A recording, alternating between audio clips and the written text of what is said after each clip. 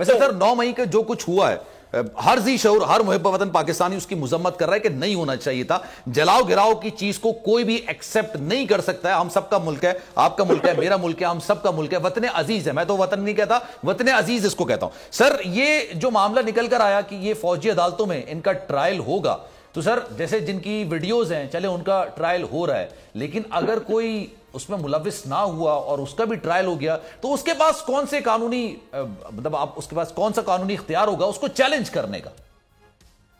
اس کی بھی میرے صاحب سن لیں, اس کی بھی سن لیں. ان کی نااہل اور اللیٹریٹ ہونے کی فوجی عدالتوں کا آئین میں ترمیم کیے بغیر قیام کوئی نہیں.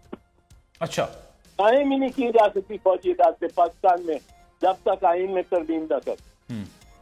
1998 میں لیاقت حسین کا کیس آیا, سپریم کورٹ نے فل کورٹ نے یہ فیصلہ دیا کہ پاکستان میں فوجی عدالت لگی نہیں, اس آئین کے تحت لگی نہیں کرتی.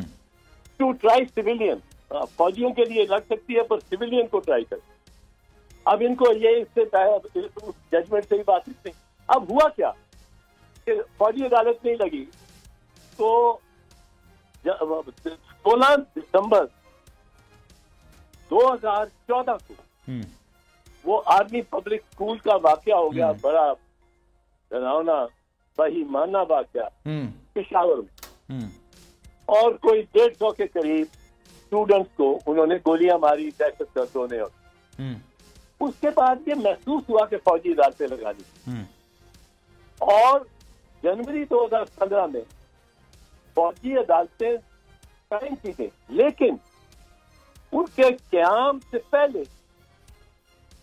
23ویں ترمیم کی گئی, 23ویں آئینی ترمیم کی گئی. ٹھیک ہے سر.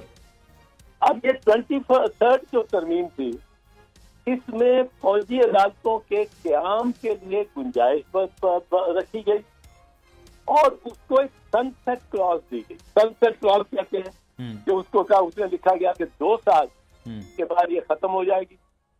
ہاں اگر ضرورت پڑے تو 2 سال اور کے لیے ایکسٹینڈ کی جا سکتی ہے اور 4 سال کے بعد بالکل ختم ہو جائے. صحیح. وہ فوجی عدالتیں 2015 میں لگی بیٹھی, 2019 میں ختم ہو گیا اس کا, وہ ترمیم ختم ہو. آپ اگر لگانی ہے آپ نے فوجی عدالتیں تو آپ کو آئین میں ترمیم کرنا پڑے, اور اس کے لیے پر آئین میں آپ ترمیم نہیں کر سکتے. ہاؤس ہی پورا نہیں ہے سر اس کے لیے, وہ اس میں 228 ممبر ہی نہیں ہے.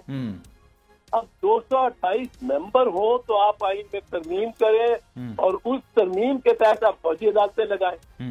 یہ سپاہ سالار آرمی چیف کو بھی غلط اطلاعات دے رہے ہیں.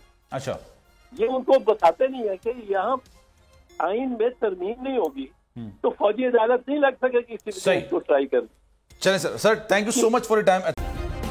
سبسکرائب کریں اور بیل دبائیں تاکہ کوئی خبر رہ نہ جائے.